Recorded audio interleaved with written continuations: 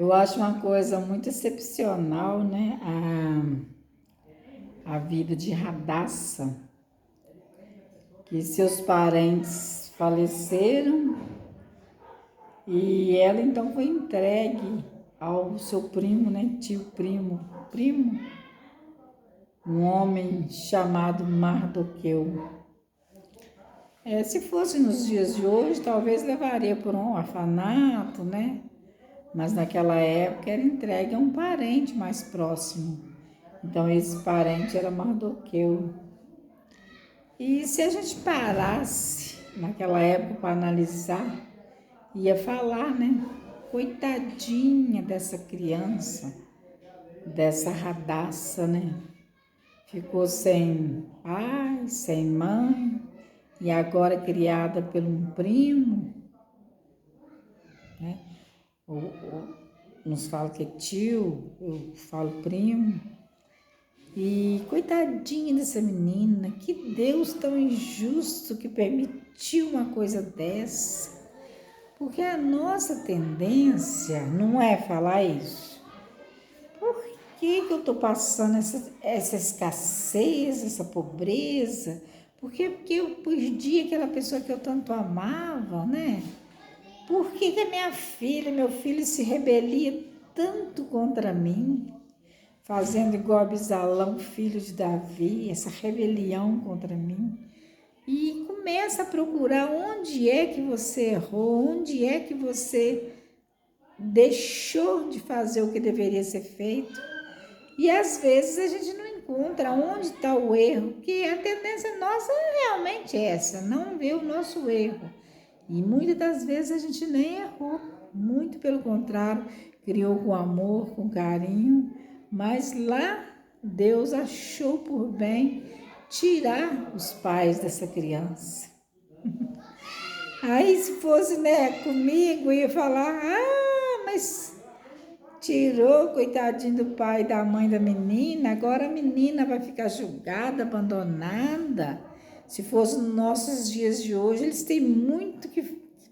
Eles falam muito, sabe? Que a pessoa vai ficar na calçada, porque não tem onde ficar.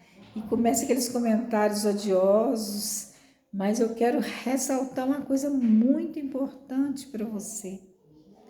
Por experiência própria. Você pode ter mais estudo secular do que eu.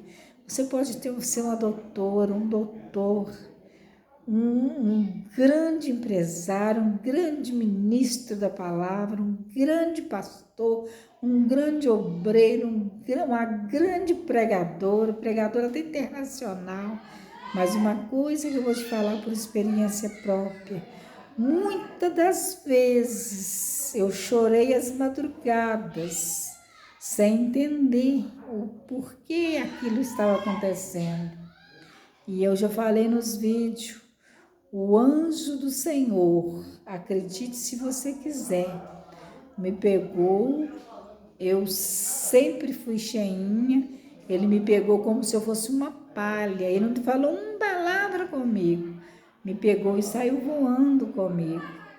E ao longe eu vi uma placa escrita, como se fosse ouro, né? Eu acredito que deve que seja ouro mesmo. A seara é grande, mas os ceifeiros são poucos. E aí eu venho entendendo que todas as dificuldades que eu tenho passado, todos os desprezos, todas as críticas, todas as afrontas, é porque Deus está me testando para que eu vou fazer a vontade dele com mais afinco, com mais amor. Aí você fala, você está saindo fora da mensagem? Não, eu estou encaixando aí. Veio um irmão orar na minha casa e disse para mim, irmã, a irmã viu alguma coisa? Eu falei, não, porque se eu não ver, se eu não sentir, eu não posso mentir que eu vi. Eu falei, não, irmão, não tenho nada para passar para os irmãos. Eu estava só esperando a visita da Irmandade para que nós orássemos em comunhão. E ele falou, irmã, eu vejo, eu vi. A lavoura, a terra da lavoura está preparada. É só semear a semente. E na hora eu entendi que tudo que eu tenho passado, eu não tenho medo de falar, e já passou vários anos, até fogo na minha casa, comigo dormindo a 1 hora da madrugada. Eles colocaram fogo na minha casa. E Deus permitiu que eu tinha bastante água dentro de casa, fui jogando a água que eu tinha de dentro para fora, aquele fogo foi apagando e eu escutei a pessoa sair andando, fazendo barulho com o chinelo. Nunca quis denunciar, nunca quis saber quem é e não me interessa saber quem é, porque eu sei que essa pessoa só serviu para provar para mim que aqui é o lugar que eu devo ficar, porque eu fico e quero ficar no lugar que precisa da palavra de Deus ser divulgada. Porque se for no lugar de santidade, no lugar de só pureza, não precisa pregar. Jesus, eu sempre falo que Jesus disse, eu não vim para os sãos, e sim para os doentes. Aí voltando lá, a Radassa, né, que Mardoqueu foi criá-la, aí ela vai crescendo, crescendo, que a menina pobre, né, ali, né, bonita. Pensa numa jovem bonita, virgem, né, que valor que ela tinha. Ninguém podia imaginar que Deus tinha um propósito tão lindo na vida dela. Aí houve lá, né, que Vaste. Eu vou assim resumir, porque a história é muito longa. Houve aquela rebelião lá que Vaste não quis se apresentar perante o rei, perante seus amigos, que estava tudo embriagado. Ela se sentiu humilhada, mas naquela época era obrigada a rainha a atender ao pedido do rei, né? A palavra de Deus fala para ser submissa aos esposos, né? O rei mais ainda, mas acho que por ele estar bêbado, também Deus tinha um propósito naquilo ali. Faixa era muito bonita. Aí um fala, outro fala, outro fala, o rei ficou muito nervoso e alguém lá fala, se deixar assim, os maridos não vão mais querer respeitar, as esposas não vão querer mais respeitar seus esposos, quando ele mandar chamar, elas não vão atender. Então, faz aí um decreto, que é obrigatório a esposa ser obediente ao esposo, né? A acatar as ordens dos esposos, e que Vaste então vai perder seu reino e vai ser selado com anel. Então Vaste é expulsa do palácio por causa da rebeldia, que ela não quis atender os caras. É um capricho que o rei tinha, né? Porque ele queria, é como se ela fosse um objeto, mostrar para aqueles bêbados ali que era a mulher mais linda do mundo. Mas em tudo isso Deus tinha um propósito. Aí então, depois disso, o outro deu uma ideia lá, que buscasse as virgens, né? E levasse lá para o harém, preparasse elas, e aquela que o rei agradasse, né? E ia colocar então no lugar de Vaste para ser a rainha do rei. E aí vai aquelas moças todas, se preparam, e aí chega lá o dia de... Aí muda o nome de Radassa para Esther. Aí chega lá o dia de Esther apresentar-se ao rei. Eu vejo o filme, eu fico encantado, o andar dela, o semblante dela.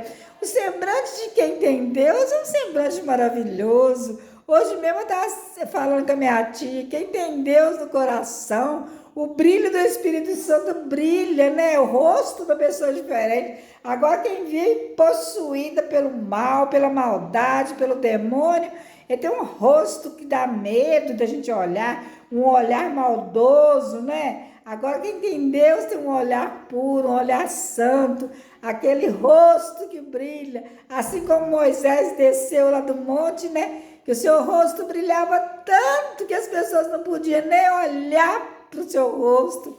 E aí então, para voltar lá a história de Esther, aí ela vai lá, chega o dia dela apresentar ao rei. Aí você já sabe mais ou menos a história, né? Ela vai, se apresenta, o rei pede que ela levante o rosto.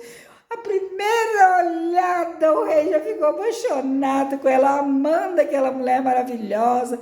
Porque o amor que vem de Deus, gente, não é sedução, não é traição, não é desejo de sexo, é um amor puro e verdadeiro. É claro que se você ama, você quer ficar com a pessoa, né? Ter uma vida íntima com a pessoa, mas o amor vindo de Deus é uma coisa maravilhosamente linda. E ele então coroa a rainha Esther e ela passa a ficar no lugar de Vasti. Aí depois vem a história lá de que Amã fica com raiva porque Mardoqueu não dobra perante Amã, que Amã pensa num cara sacana, era Amã. Invejoso, queria tomar o trono do rei, tinha raiva dos judeus, tinha raiva de Mardoqueu, ele queria que todo mundo se curvasse perante ele, porque gente do mundo, gente endemoniada é assim, eles querem mandar no pedaço, eles querem achar que eles são dono de tudo, quer que os mais simples se curvem a eles, que faça o desejo deles, mas Mardoqueu não dobrava diante do diabo, o homem usado pelo diabo, vamos falar melhor, né? Porque Naamã não tinha Deus no coração, né? Porque quem tem Deus no coração não tem essa implicância, essa petulância, essa marcação cerrada sobre a pessoa. Ele tinha raiva de Mardoqueu, ele não podia ver Mardoqueu, que ele já tremia de raiva. Todo mundo sabe que é uma inveja, porque quem não tem Deus no coração tem raiva de quem tem Deus no coração. E aí Mardoqueu não se dobrava perante Amã, e aquilo ali, Amã ficava uma fera. E ele disse que ia fazer uma forca de 20 metros para enforcar Mardoqueu. Aí depois lá na frente descobre que foi então feito um decreto para matar os judeus, matar Esther, matar todos os judeus daquela época. E aí depois a Cadramóia faz lá um jantar, convida lá o rei e a Ramã, né? Amã, eu falo Ramã, e ele vai, e aí a rainha Esther estende o dedo para ele e disse para o rei: esse maldoso Ramã está querendo matar a mim e ao meu povo. O rei vira uma fera e fala: esse quer matar você porque você é minha esposa, você é minha rainha. E aí o outro vai e fala, e ele fez uma forca de 20 metros para enforcar Mardoqueu. Então o rei vira e fala: vai ser enforcada na forca que você fez para matar Mardoqueu, porque é assim, gente. E o povo judeu, rainha Esther, foi livre da morte, graças ao jejum de Esther, graças à oração do povo, graças à humilhação do povo, porque é assim. Você pode tramar contra o povo de Deus, você pode querer derrubar a família do povo de Deus, você pode querer tomar casa do povo de Deus, você pode querer destruir os filhos do povo de Deus, mas a última resposta vem do Senhor. Minha irmã, você tem orado tanto tempo em favor da sua família, daquele esposo esquisito que você tem, que ele parece mais um zumbi da meia-noite que só chega de madrugada em casa, com cheiro de mulher de rua, mas pode continuar orando, irmã, porque o que é seu, o diabo não toma. Aquilo que Deus deu para o seu povo, o diabo não tem poder de tomar. O diabo sai correndo disparada, porque Deus prepara aquilo que é do seu povo, e o diabo pode fazer o que quiser, pode bater tabaco, pode fazer o que quiser, pode dançar, pode chamar os orixás, os caboclos e os guias, pode juntar panelinha, pode fazer o que quiser, mas aquilo que é do povo de Deus, o diabo não tira. Você só consegue tirar aquilo que é do povo de Deus se não for Deus que deu. Agora, se for Deus que deu, minha amiga e meu amigo, você usada pelo demônio, você não tem poder de destruir o que está na mão do servo e da serva de Deus. Servo de Deus, você que está sendo perseguido nessa igreja, levanta pessoas para destruir seu ministério. Irmã missionária, que você está sendo perseguida, que o diabo está querendo destruir seu ministério, inventando calúnias, difamando a sua vida.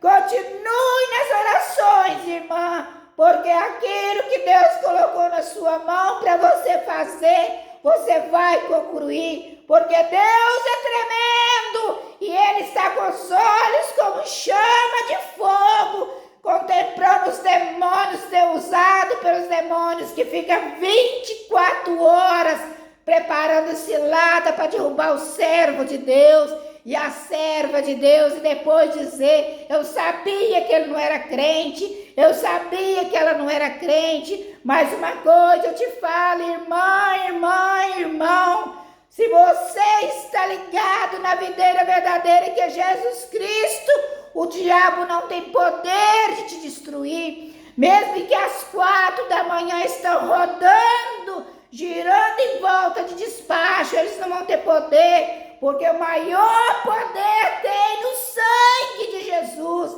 E o sangue de Jesus foi derramado na cruz do Calvário para nos remir de todo pecado, para nos dar direito de vida eterna, limpar nosso pecado.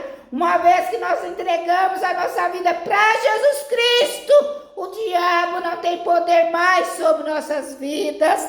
Eu vou parar por aqui, porque não tem nada melhor do que falar de Deus. Eu agradeço a todos que têm estado comigo, me apoiando, assistindo, criticando, comentando, compartilhando, visualizando. Abraço para você, beijão no seu coração, e eu quero te dizer que Jesus te ama, Jesus me ama, Ele ama todos nós. Amém!